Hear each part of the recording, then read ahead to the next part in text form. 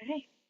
Hello, everyone. My name is Caitlin Farrell, and I am the Community Collaborations and Communications Coordinator for ResearchMatch.org. Welcome, and thank you all for attending today's broadcast. What are clinical trials, and what does this mean for a person with a digestive motility disorder? This is offered in collaboration with our presenter, Maryangela DeGrazia-DiTucci from the Association of Gastrointestinal Motility Disorders, also known as AGMD. Just a short disclaimer. The information and statements expressed on this webinar are not intended to be a substitute for professional medical advice. Viewers should seek their own professional counsel for any medical condition and before altering an existing care plan. So some background on ResearchMatch. ResearchMatch was created at Vanderbilt University Medical Center and is funded by the National Institutes of Health. Since 2009, we have been connecting people who are interested in learning about research studies with researchers across the US who are looking for people to be involved and participate in their research. ResearchMatch is available at no cost to everyone, and thousands of people who have been connected through ResearchMatch to research opportunities. ResearchMatch is a collaborative project that connects you, the volunteers, with the currently 240 registered research institutions in the country and other nonprofit organizations like our collaborator here today. So I have the pleasure of introducing Maryangela, who is the president and founder of the Association of Gastrointestinal Motility Disorders. Welcome, Maryangela, and thank you for being here today. Thank you, Caitlin. Thank you for the invitation, and it's my honor to be here today. I am a longtime patient with motility disorders, and in 1991, I was blessed to be able to be involved with the Association of Gastrointestinal Motility Disorders. And it really is an honor because I get to meet so many wonderful people and do so many incredible projects like the one we're doing in collaboration with ResearchMatch. A little bit more about the Association of Gastrointestinal Motility Disorders. And we're going to have an agenda. So these are broad topics. We're going to do an overview of AGMD. Then I'm going to delve into the clinical trials part. And in that, it's going to be divided into subcategories. Then we have current motility disorders, and I've extracted some examples of the current research that's going on today. We're going to talk about participating in a clinical trial, and we're going to give you a summary at the end and really refer you to some resources that are going to be highly beneficial. Again, this is the Association of Gastrointestinal Motility Disorders. We were incorporated in 1991. We also serve to do, shoot, I didn't expect that slide to come up. There you go. So cut that part out. Thank you. We serve as an educational resource for digestive motility disorders, and that encompasses all different types of motility disorders. They're also called neurogastrointestinal motility disorders, so it goes by either name. We serve also as an important information clearinghouse for members of the medical, scientific, and nutritional communities. And of course, we provide a form of support for patients and their families who are all impacted by these disorders. We also focus on the education, advocacy, awareness, the promotion of research, and again, that support, which is so important for patients and family members. Established in 1991, we're one of the oldest international nonprofit organization with a focus on these GI motility disorders. And in 1997, we were the first nonprofit organization to hold a symposium dedicated specifically to motility disorders.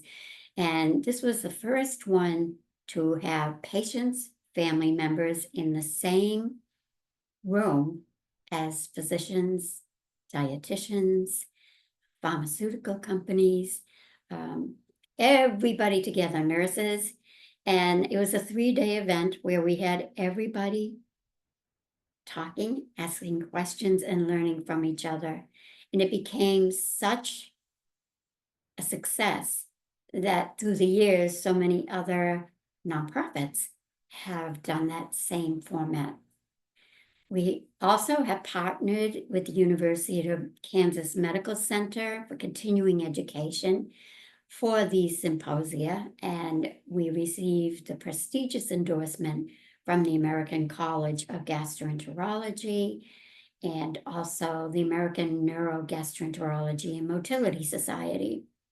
In 2016, we held our first, and this was for our 25th anniversary, we held our first person, patient and family conference, and that was in person. And this was featuring renowned speakers, world-renowned speakers, talking about all different types of neurogastroenterology. But also, we also represented patients and families. So every conference or symposium we do, we always have the patient, family members, and then the medical professionals all represented.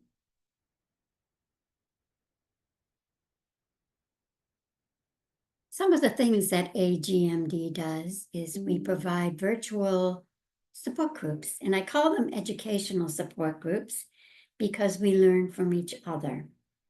And the prayer is that at the end of that support group, patients who are frustrated, who are depressed, who feel hopeless, can feel a little bit more not alone, so they can feel that others understand, and they leave these more educated and more hopeful. We also have educational webinars by, again, experts in this GI motility field. And again, like is our pattern, we also have videos with patients and family members who talk about their experiences. We have quite an array of resources available and programs that are centered on education, information, dissemination, advocacy, outreach, research, and support. And I can't stress enough how this becomes a forum for patients and family members. We, in addition, provide an e-magazine, which is a compilation of articles by members of the medical community, nutritional communities, even alternative therapies, and submission from patients, family members. But it also has poetry, words of wisdom. So it is a real comprehensive magazine.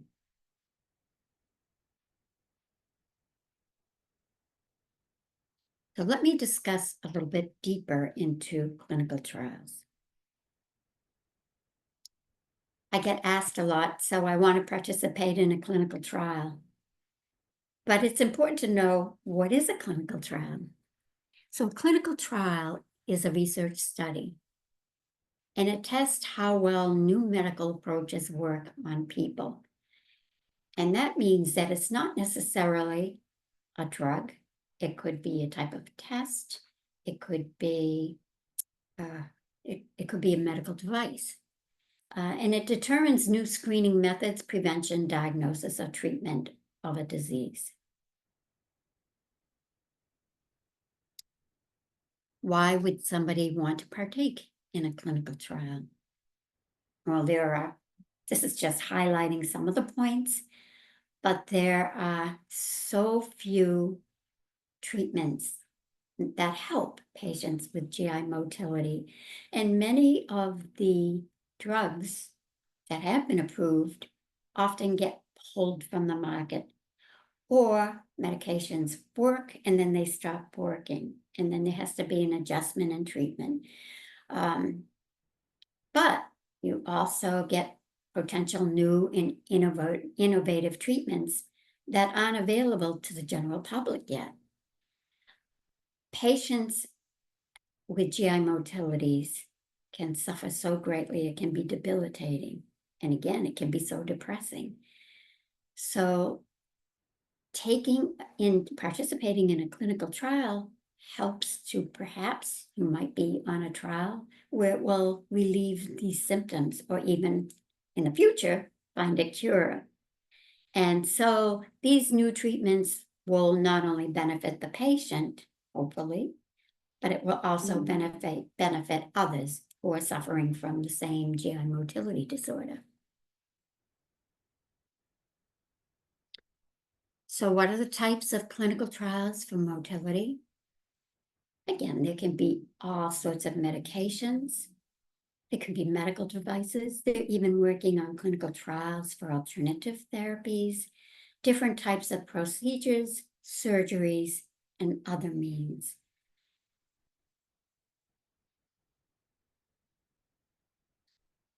So I want to stress again that lack of effective treatments that are available for motility disorders. And of course, it goes into the quality of life. When a patient has GI motility disorder, it affects every aspect of their life. It can, everything, you're either tethered to a bathroom, or everything revolves around food. And that in itself becomes so challenging. Then perimeters become smaller and smaller. It's unpredictable. Some of the, like irritable bowel, is very unpredictable. You never know how you're going to feel. You can feel okay as you're going to get one minute, and the next minute you're absolutely writhing in pain, or have diarrhea or constipation. And so a lot of the invites that you get have to be canceled. And so people can stop inviting you places because you're unreliable. So again, relationships can either become stronger, or they can weaken and dissolve. Then you have that emotional part of coping. Your life isn't the same, and you're constantly going through an emotional roller coaster. I call it a cornucopia of emotions, because just as you think, oh, okay, I can deal with this, you may have an exacerbation, or you may get a new symptom, or treatments stop working for you. And again, with relationships, socializing, all of these aspects, you mourn the loss of the life that you once had. And so that in itself is so much, encompasses so much to deal with. And again, the social perimeters, as I said, relationships. And it's frustrating when people are saying, yes, I'm sick. I have these debilitating GI motility disorders.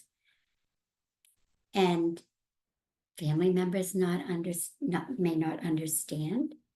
Medical community may not understand. Co-workers may not understand. And I've learned early on in my travels with this disease is that there are some people who really want to understand. There are some people who will never understand. There are some people who are judgmental and think they know better than you and the doctors.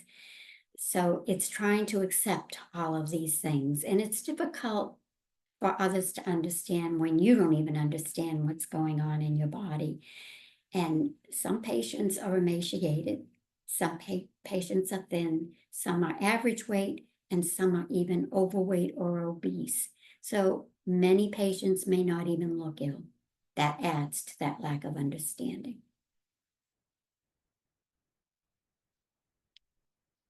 So how do they address this lack of effective treatment?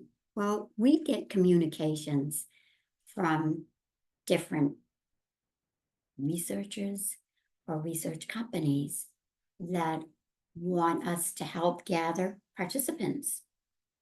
Social media, they advertise on good social media sites, they'll inquire with the admin if it's okay to publicize it so they can get more participants, because every research profile requires a certain amount of participants. And then there are focus groups, so they ask for the opinions of patients on certain treatments or certain devices that they've used. So there's a lot more that goes on behind the scenes that the average patient may not even realize.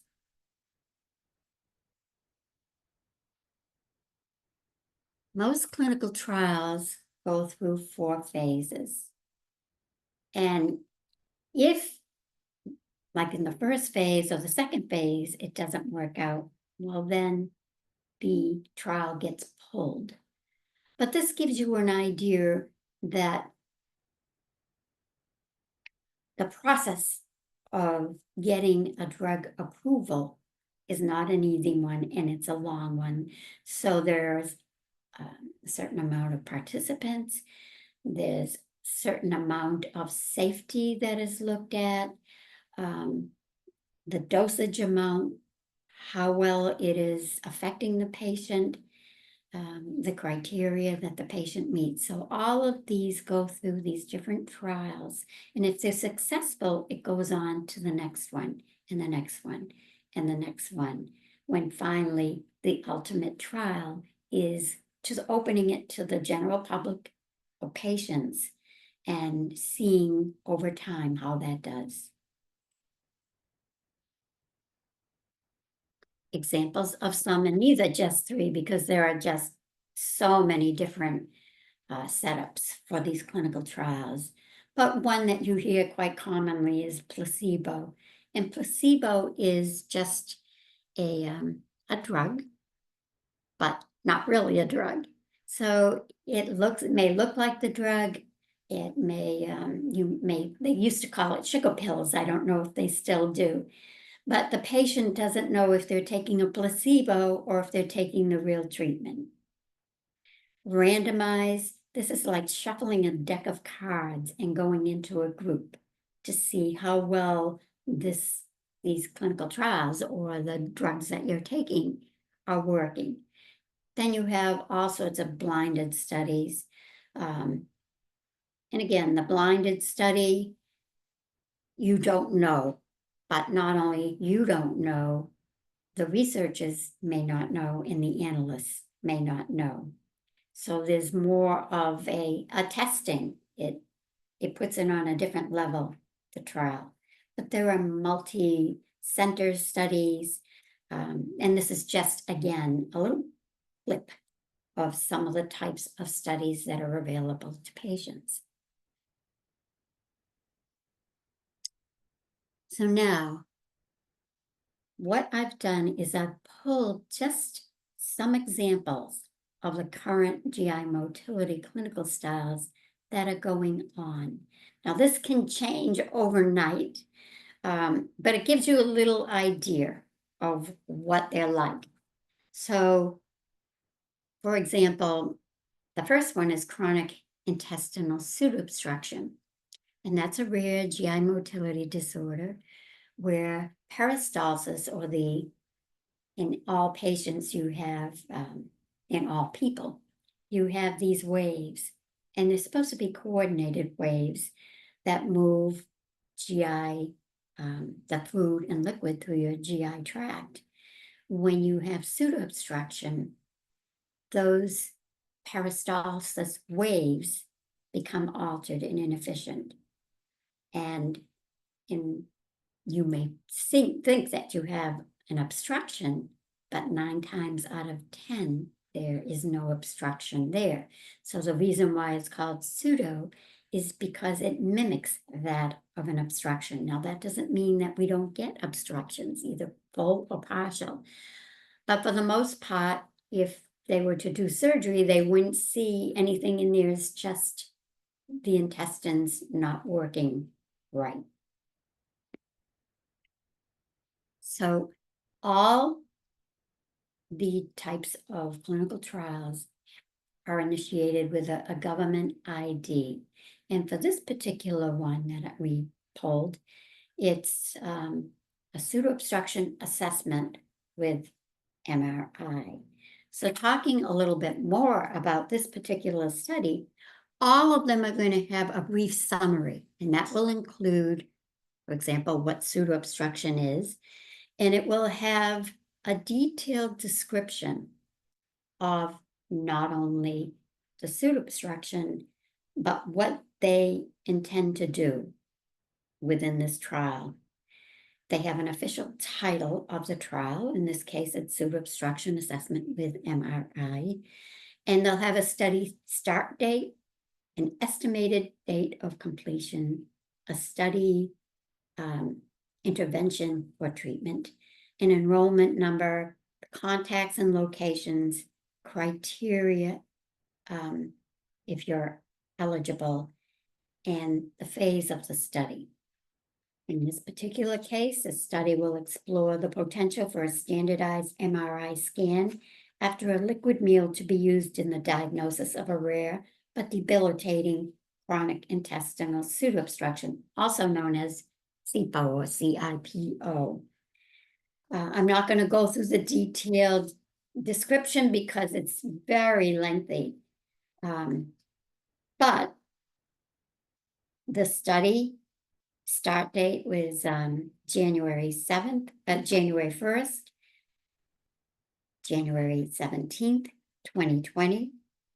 And then the estimated study completion is December 30th, 2024.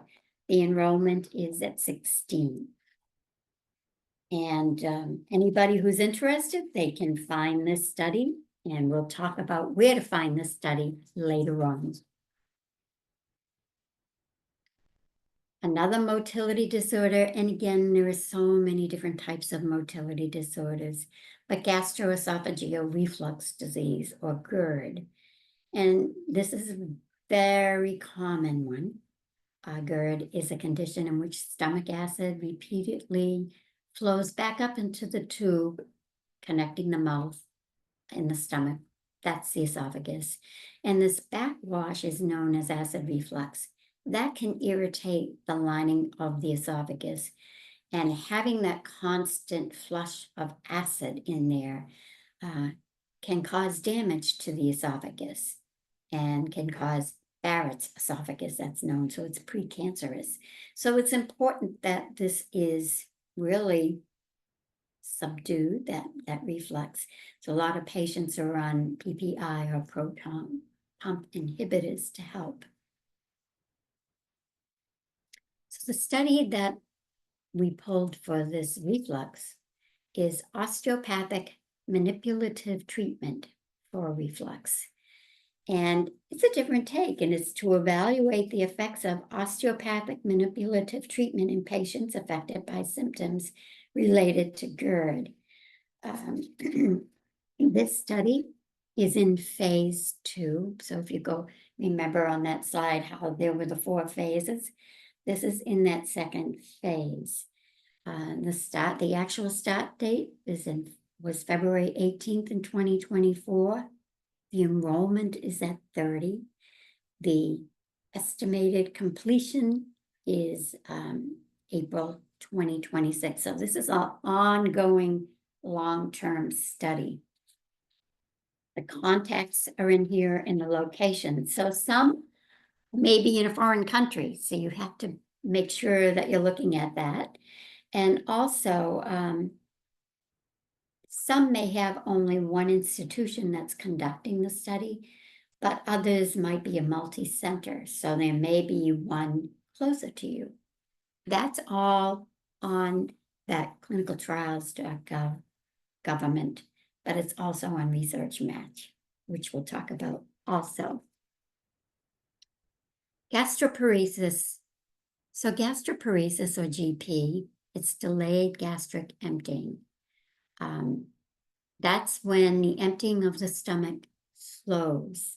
So the movement in the stomach has 3 cycles per minute. The heart has many more. And it takes longer. In a normal person, it's 3 cycles, but when you have gastroparesis, those cycles get impaired. And so again, it could go by very slowly. Sometimes they're even absent, those wave-like motions. So there's no blockage, but the stomach and your small intestine just, you hold on to food, let's put it that way, unless you vomit it up, which many gastroparesis patients have that happen. You get full very quickly, so that's early satiety. Your stomach can really distend and or swell, but that's the same with pseudo-obstruction. It can swell. And there can be loss of appetite, there can be nausea, there can be vomiting, and there can be pain. And again, pseudo-obstruction has some of those same symptoms. There's a lot of activity going on in the gastroparesis research field. And this particular one, gastric electrical stimulation and pyloroplasty for the treatment of gastroparesis. And during our Gastroparesis Awareness Month program series, we had several doctors that talked about this. But there is this study going on, and it is sponsored by Texas Tech University Health Science Center, El Paso, Texas. And this study, they also have a different number. So the study may have different ID numbers. This one is E16156. The study start is January 10th, 2017.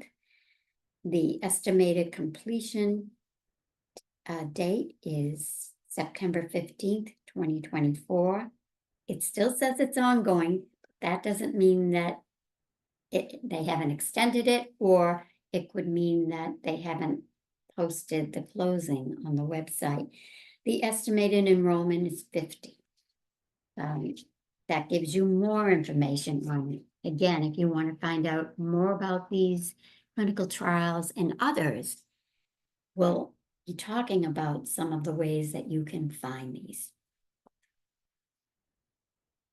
Irritable bowel, another one that's quite common among the population. It affects 10 to 15% of the world's population. 2/3 of those who suffer from IBS are women, but that means that there are some men who suffer from it. There are mild forms that can be controlled, but they also can cause severe debilitation. A lot of patients may have diarrhea. A lot of them may have constipation. A lot of them may have alternating diarrhea and constipation. Again, you never know how you're going to feel, so this really impacts a patient's life. The clinical trial for this is online gut-directed hypnotherapy for patients with irritable bowel. And the reason why we pulled this particular one is so that you could see not all clinical trials are in person. So this is an online program, which puts a different twist on it. Others are just keeping a diary of things, so you don't have to keep on going. It might be a questionnaire online. So there are different formats for these studies, but this is one which is online. And it is started October 17th, 2022. The estimated completion is April 2027. And the patients will receive gut-directed hypnotherapy given by a nurse trained in cognitive behavioral therapy and hypnotherapy. And the effects of the treatment will be measured by validated questionnaires at baseline and at various points during the study. Constipation. This is not a rare form of a motility disorder. It's defined as infrequent, difficult, or incomplete bowel movements. And everybody has their own pattern of a bowel movement. Some go every day, Some go every other day. Some go every 2 weeks or 3 weeks, especially those with pseudo-obstruction. So with these constipation events, if it's something where you're straining all the time, it's just not normal for you, you're not finding relief when you go, you have constipation. And you can see how common it is, because if you go into a store, you'll see a whole array of different remedies for constipation. And constipation can lead to other complications like hemorrhoids, which a lot of people with constipation get. So this is a sacral neuromodulation as a treatment for constipation. And the objective of this study is if low-level laser therapy will do more good than harm for patients with severe chronic refractory constipation. And it is a proof of concept study without a placebo arm. So in other words, you're just using the real thing. There's not going to be a placebo if you partake in this particular study. They'll be offered therapy if high-resolution colonic manometry has shown that the coordination between colon motility and rectal anal activity is abnormal, and the autonomic nervous system assessment suggests a dysfunction of communication between the spinal cord autonomic nerves and the colon, rectum, anus. The GI tract is governed by many systems in the body. So one of them is the autonomic system. And you have the parasympathetic and the sympathetic. All of those are critical along with hormones. And you have the enteric system, which is the communication that travels along the spinal cord. And so by doing this, that's the premise of trying to improve that communication with the within the spine, the neuro receptors that go from the brain to the gut. And it's a novel idea. I know some patients who have participated in this study. This is done by McMaster, and it started September 8th, 2019. The estimated completion is February 1st, 2027, and the enrollment is 20. This is called an interventional study. Interventional because they are putting something within your body. Pelvic floor dysfunction, again, quite common in the patient population. Some of the symptoms are constipation, and it's a constellation of symptoms and anatomic changes related to abnormal function of the pelvic floor musculature. So there can be hypertonicity or hypotonicity. One is active and increase in activity, or the other one is diminished in the coordination of the pelvic floor muscles. So a lot of pregnant women may, after deliveries, get pelvic floor dysfunction. Those with chronic constipation can have pelvic floor dysfunction. And there are different therapies that are available through physical therapy. But in this particular study, they're focusing on pain, because with pelvic floor dysfunction, you can have a lot of pain. So they're doing this vaginal baclofen suppository in pelvic floor pain. And the hopes is that it will improve that pelvic pain. And this study will take 4 short questionnaires prior to being randomized. Now, I talked about the randomized type of a study, and that's like flipping a coin. So participants have an equal likelihood of being randomized to the treatment group or a placebo group. So it's just like throwing dice in the air and letting them fall, and whatever one you get, that's the group you're going to fall on, and you won't know which one you're in. This clinical trial is taking place at the University of Louisville, and some of the criteria, which I'll talk about later: women ages 18 to 65 years old, women are not sexually active, sexually active with same-sex partners or on effective contraception, and diagnosed with chronic pelvic pain. So those would be a criteria that would fit the study.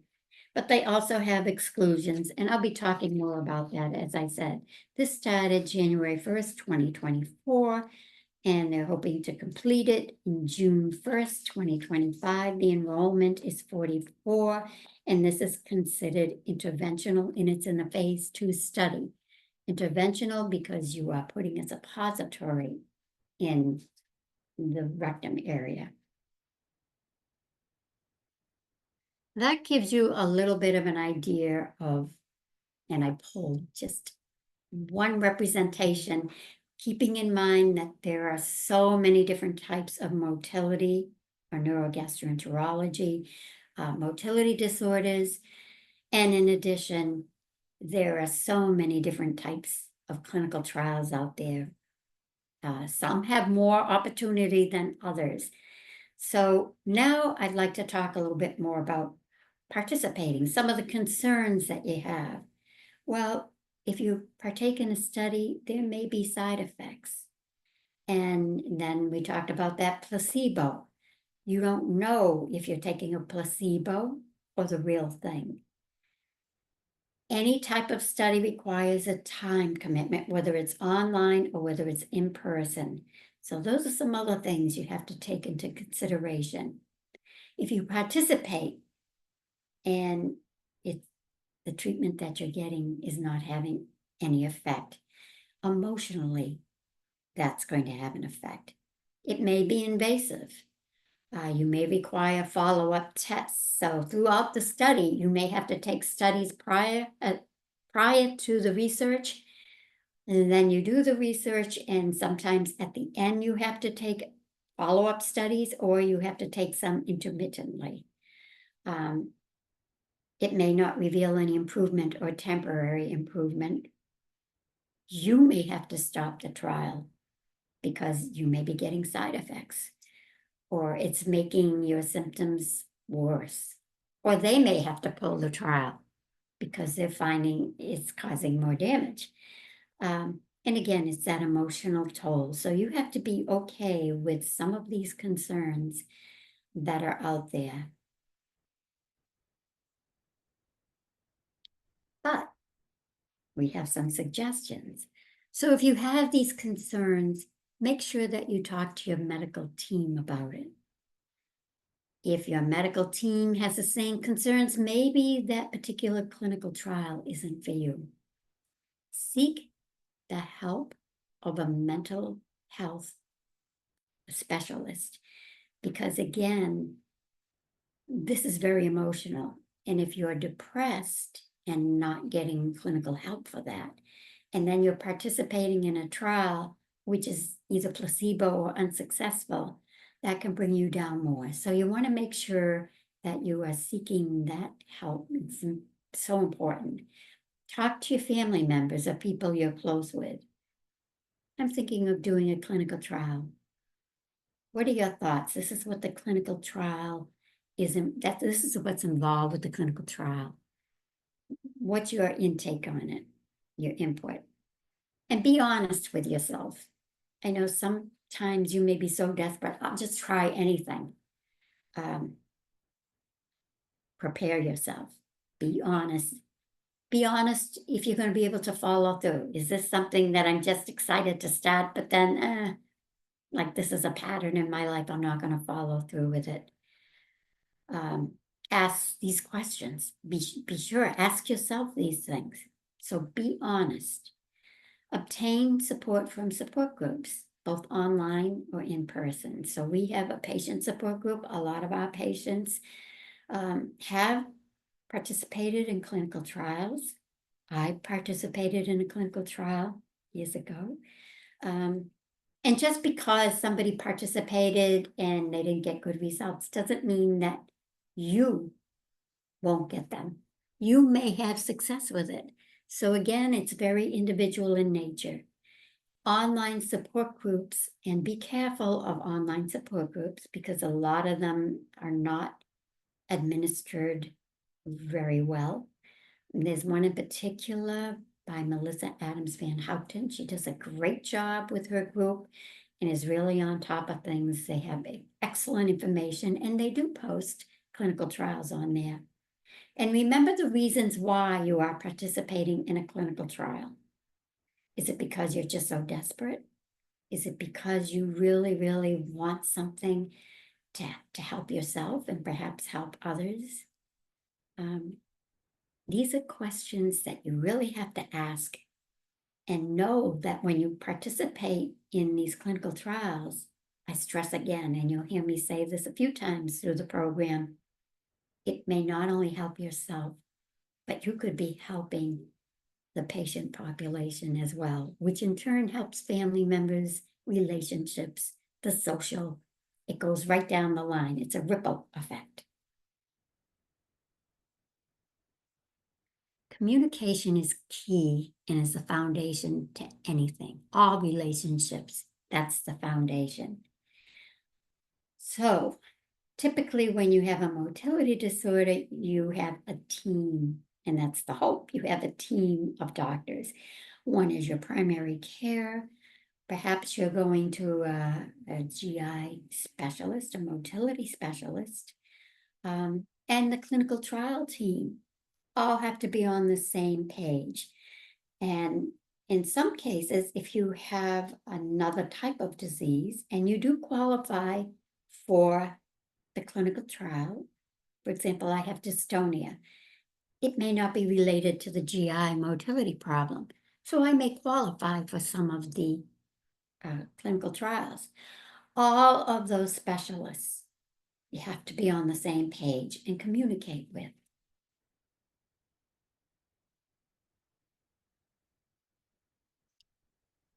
How to communicate. So a lot of people think they communicate, but they don't.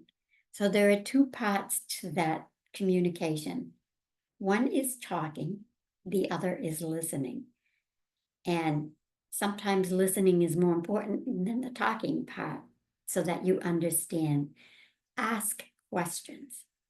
Anytime I go to my primary care or my specialist or even to a new doctor, I come in with a list.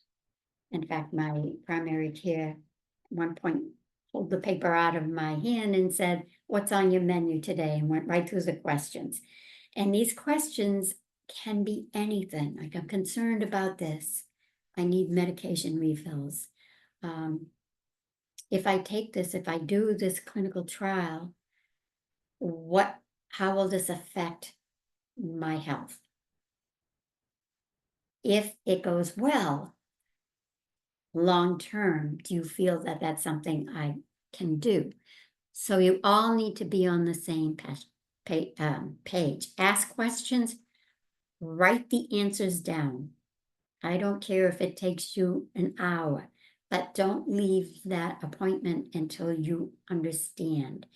So in cases where it can be complicated, if the doctor is explaining something and I need either reassurance or I need to be sure that I understand what they're saying, I'll say, "Can you explain that a different way?"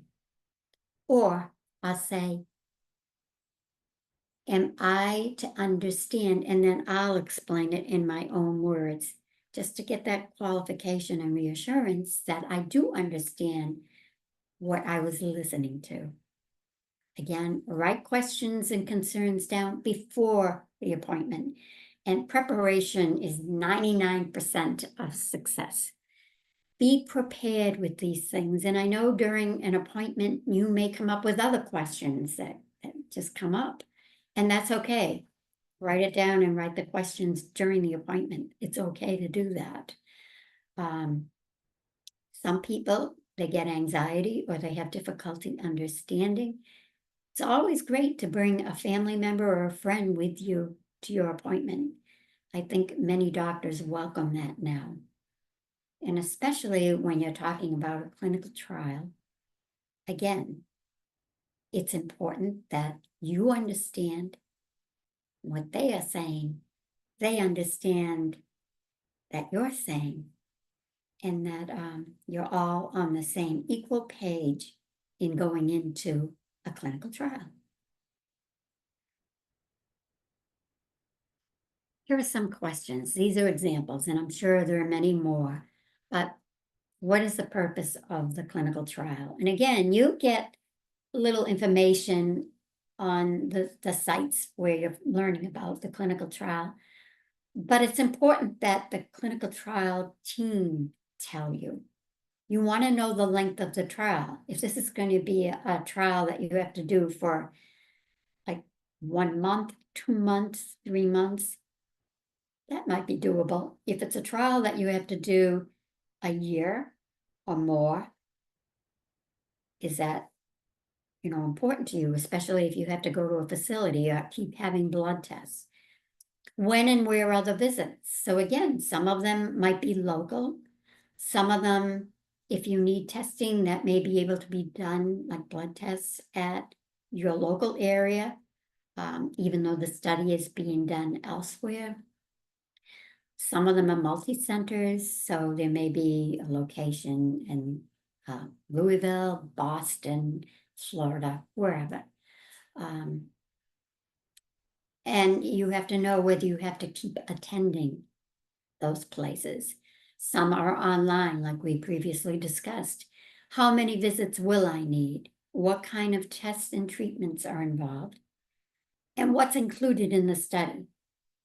So oftentimes, some of these studies have a compensation that they'll give you for travel or for your time. Not all, but some. What are the possible benefits? And again, the two main ones is hopefully it will help you and hopefully it will help others. But this could help the quality of your life. And of course, what are the possible risks? And I can't stress enough, what works for one may not work for another. It's very individual. So all studies have criteria. And this criteria, these are thoughts for yourself first. Would you be able to stop taking your current medications if you had to in order to partake in the clinical trial? Do you match the inclusion criteria of the study? And I gave an example of that before, some of the criteria.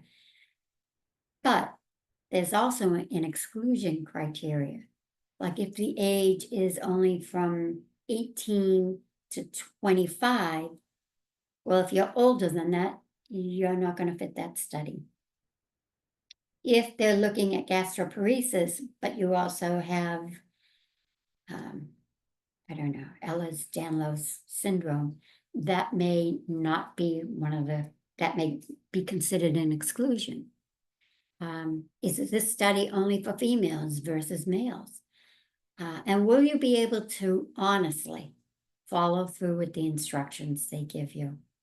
Because that's so important for the clinical trial to move to the next phase of the study. And it must be such an awesome feeling to get to that end of the study and know, wow, this not only helped me, but it's helping so many others.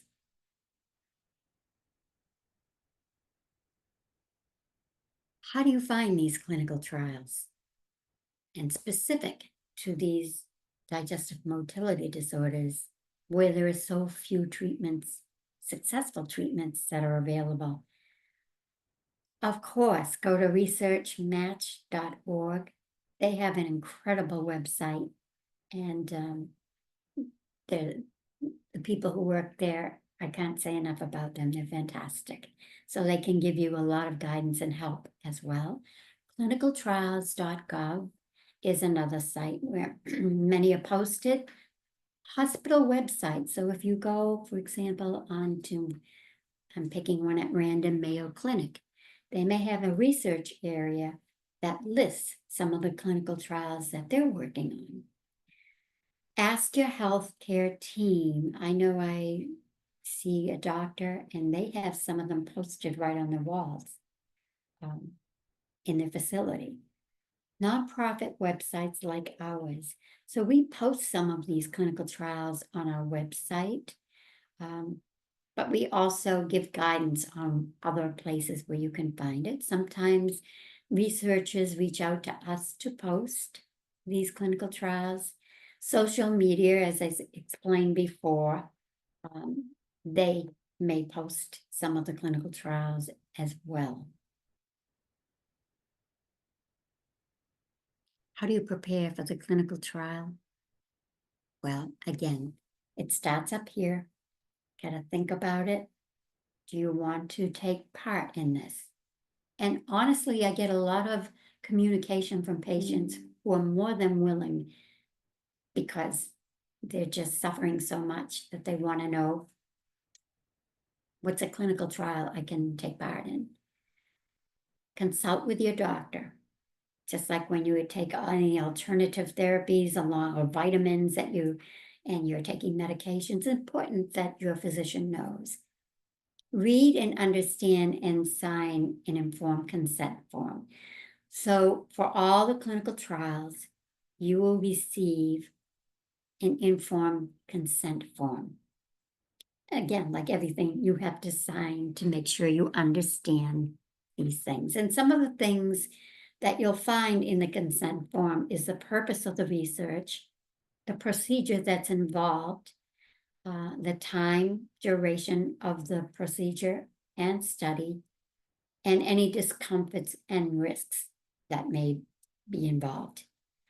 And after you read the document, and it's usually pretty lengthy, you sign that. And there may be several documents that you have to sign. And that protects you, and it also protects the researchers who are doing the clinical trial. The form will also have the benefits, some of the potential benefits. Confidentiality, which is a big thing now with HIPAA. Cost, if there are any costs that are involved, compensation, and I discussed that a little bit early on about some clinical trials will give a compensation either for travel or time or both. See, they will describe their research funding. Some of them might be getting it from NIH, some from other sources. It's a voluntary participation and contact information if you have any questions and concerns. And again, those are important numbers and information to have. If you do decide to participate and you do qualify, have those numbers right by your side so that you always have access to it anytime you have a concern or question. Again, communication and what to expect. Many clinical trials require patient visits. Online phone calls, make sure that you have a secure network that would be able to implement these studies. Patient perspective, your time, your energy, and your need. So those are some of the things to expect. How much time is involved, how much energy is needed on your part, and any other needs.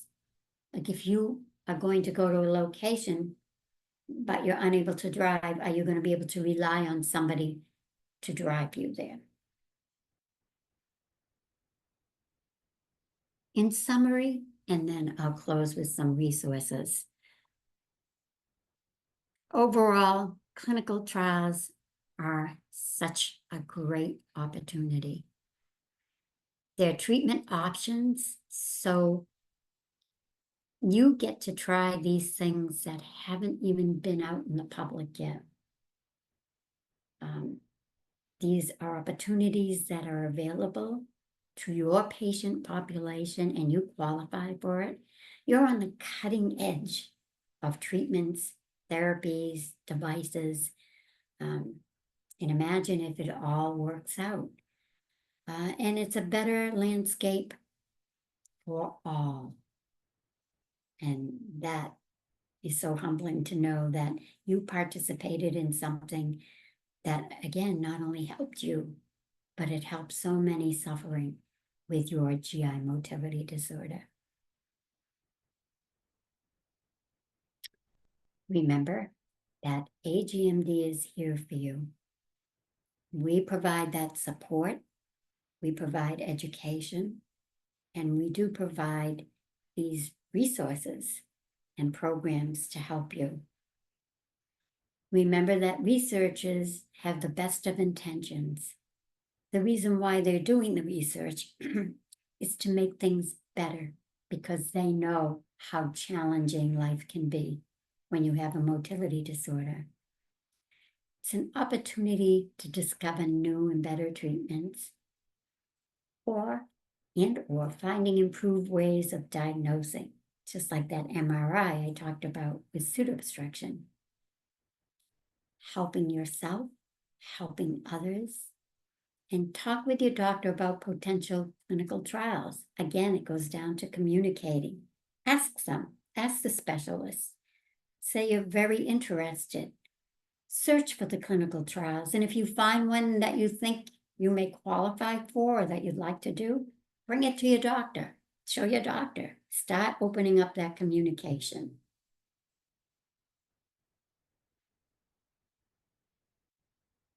And here are a list of some of the resources that are available.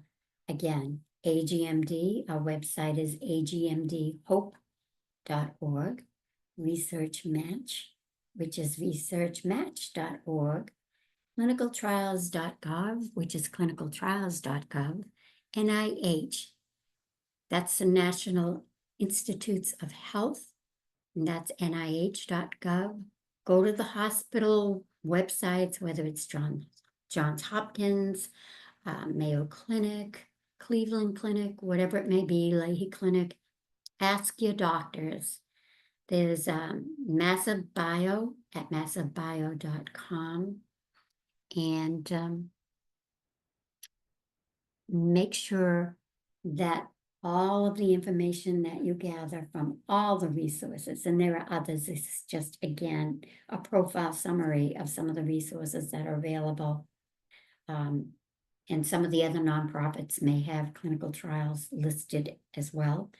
Do your research and know that in taking part in a clinical trial is not only helping you, but helping the world of neurogastroenterology and motility. Thank you so much for having me do this presentation. It truly has been an honor. Thank you, Caitlin. Thank you so much, Maryangela. If you have any questions after watching this, feel free to connect with us at info@researchmatch.org. Send us an email and also look at our websites, researchmatch.org. And like Maryangela said as well, you can go to agmdhope.org as well. Thank you. Thank you, Caitlin.